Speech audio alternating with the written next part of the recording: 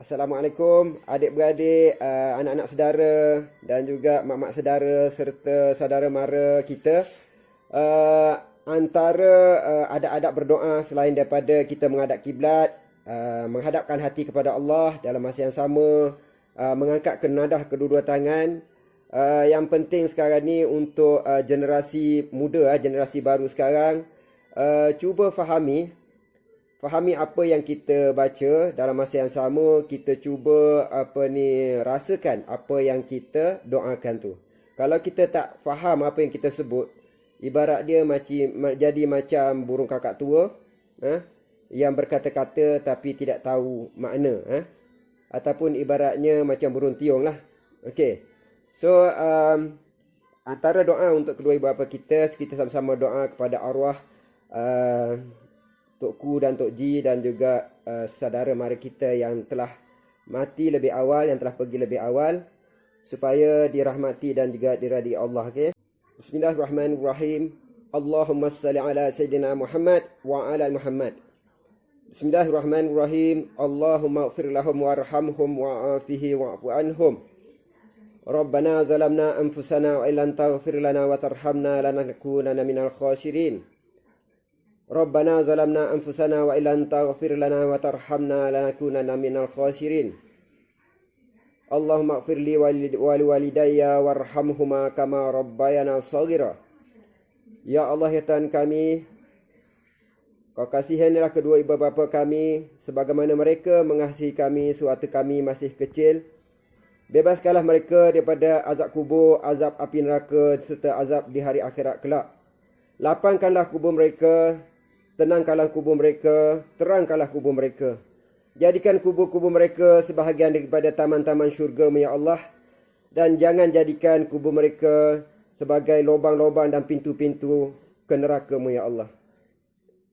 Ya Allah, ya Tuhan kami, sesungguhnya kami telah menzalimi diri kami. Sekiranya kamu tidak mengampuni kami, maka jadilah kami orang-orang yang merugi.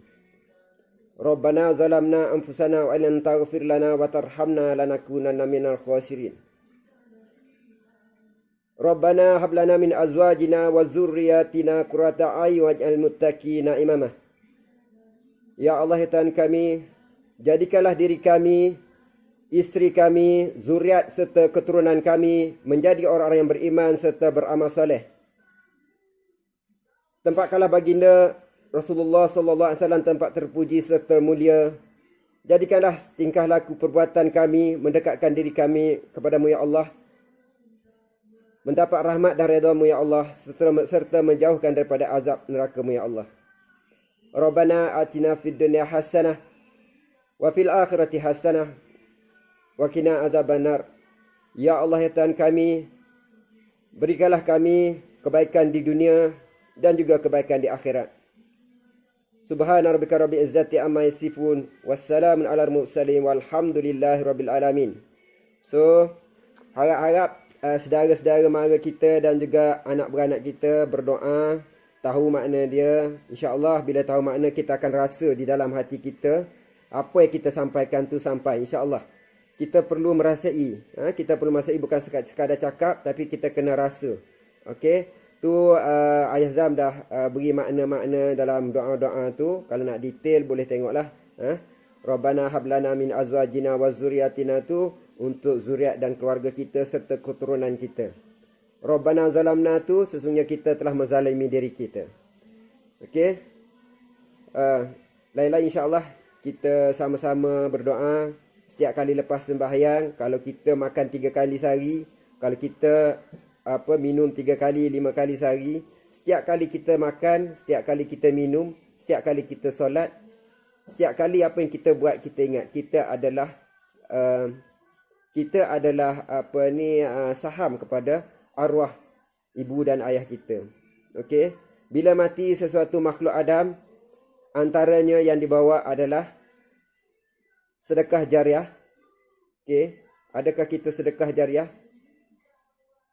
Kalau sedekah kita tu adakah sampai 10,000, 20,000 sepanjang hayat kita? Belum tahu lagi. Amal ibadat kita zuriat kita, zuriat dan keturunan kita. Sedekah jariah ataupun amal ibadat dan juga ilmu yang kita tinggal yang bermanfaat kepada orang lain, serta anak-anak yang soleh. So untuk menjadi anak yang soleh, sentiasa doakan kedua ibu bapa, dan juga kita adalah saham kepada ibu ayah kita. Contohnya kalau kita bersedekah walaupun RM1 dengan ikhlas, kita niatkan kepada sedekah tu untuk ibu bapa kita dan kita pun boleh. Kalau kita tak niat kepada ibu bapa kita pun, bila kita sedekah, kita adalah saham kepada ibu bapa kita. Bermaknanya bila kita sedekah, Allah, ibu bapa telah meninggalkan anak yang bersedekah, anak yang soleh, anak yang baik. Jadi kebaikan anak tu akan sampai pada ibu bapa. Kalau kita sedekah, okey, kita ingat sedekah ni RM5 ni untuk arwah ibu bapa kita pun boleh. Kalau kita tak niat pun, bila kita sedekah tu, secara tak langsung kita adalah saham kepada ibu bapa kita. Ibu bapa kita telah meninggal kita, anak yang soleh, kita dah bersedekah, pahala kita dapat dan juga ibu bapa kita akan dapat melalui kita. So, ingat yang Aizan nak pesan satu, bukan kerana ibadah kita masuk syurga, bukan kerana kita solat, bukan kerana kita buat baik, kita masuk syurga. Kita masuk syurga atas rahmat dan juga redha Allah. Okay? Jangan tukar, jangan syirik, jangan kufur dengan ibadah. Jangan kita kata kerana kita buangnya ibadah, kita masuk syurga sebab kita banyak beribadat. Sebab dah ada kisah yang mana satu ulama tu, satu alim tu telah dimasukkan dalam neraka. And then dia kata, dimasukkan dalam syurga, dan dia kata sebab dia banyak beribadat, selama 5,000 tahun dia beribadat. Beribadat 5,000 tahun. Nanti saya maaf. Dia dah beribadat sepanjang 5,000 tahun, 500 tahun kali 50 tahun macam tu. 500 tahun kan. Beribadat. Sebab tu dia masuk syurga, sebab ibadah dia. Dan Allah keluarkan dia, timbang ibadat dia dengan sebiji mata dia. Berat sebiji mata tu, dengan ibadah dia, mata lagi berat daripada ibadah dia. Bermakna ibadah dia tak ada nilai. Allah masukkan dia semula ke dalam neraka. Dan di sana dia bertaubat, dia minta kepada Allah, dia dah insaf dah sedar, Allah pindahkan dia kepada syurga. So insya-Allah kita buat sesuatu tu, kita kena buat dengan hati, dengan rasa, bukan buat dengan perkataan, dengan perbuatan, bukan buat dengan zahir sahaja, mesti buat dengan batin. Kita ada pasangan zahir dan batin. Begitu juga kita ada kiblat zahir dan kiblat batin. Kita ada kita ada Muhammad zahir dan juga Muhammad batin. Okey? Kita ada titian sirat zahir dan juga titian sirat batin. InsyaAllah, kenali dan juga cari. Galilah, kenalilah Allah kamu dan juga Rasul kamu. Di mana Rasul yang di Mekah tu Rasulullah? Di mana Rasul kamu? Bila mati nanti di akhirat nanti, bukannya solat kita yang bercakap, bukannya Quran kita yang bercakap. Kena faham. Bukan yang kamu baca tu bercakap. Bukan yang kamu baca tu menjawab kepada dalam soalan kubur kamu. Bukannya solat kamu yang kamu solat tu bercakap. Bukan. Okey? Kena faham tu. Okey, insya-Allah kalau kurang jelas, nak tahu, bolehlah Aizan tahu sikit-sikit, kita kongsi sikit-sikit, insya-Allah kita sama-sama dan juga bukan Aizan nak beritahu Aizan ni orang baik ataupun berilmu ataupun beragama, tahu dan sebagainya. Tak ada. Aizan cuma nak kongsi apa yang Aizan tahu. Dan juga kita sama-sama menuju kepada Allah. Ilahi anta maksudi wa ridhaka matlubi a'tani mahabbataka wa ma'rifataka. Okey. Ilahi anta, ya Allah Tuhan kami, engkaulah Tuhanku. Maksudi, maksudku, wa ridhaka matlubi, ridhamu kamu perlu daripada kamu. A'tani mahabbataka wa ma'rifataka. Tetap mentaatimu dan juga makrifat kepadamu ya Allah. Okey. Bismillahirrahmanirrahim. Kul intum tuhibbunallah fattabi'uni yubhibkumullah wa yaghfiru dzunubakum wallah. Kul intum tuhibbu Bismillahirrahmanirrahim. Kul intum tuhibbunallah fattabi'uni yuhibbukumullah wa yaghfir lakum dzunubakum wallahu ghafurur rahim. Kul intum, katakanlah wahai Muhammad, yuhibbukumullah, jika kamu mencintai Allah, wa yaghfir lakum dzunubakum, maka ikutilah aku, taatilah aku. Wallahu ghafurur rahim. Semoga Allah mengasihi kamu dan Allah Maha Pengampun lagi Maha Penyayang. Okey. Itu Tu je. Buat sesuatu jangan kerana sesuatu. Buat sesuatu jangan kerana sesuatu. Buat sesuatu bukan kerana paksa. Buat sesuatu bukan kerana malu. Buat sesuatu bukan kerana tekanan. Buat sesuatu bukan kerana nak ambil nama. Buat sesuatu bukan kerana hasutan ataupun kerana orang lain buat. Buat sesuatu adalah kerana Allah. Lillahi ta'ala. Kena faham apa tu lillah, kerana Allah. Kena untuk Allah.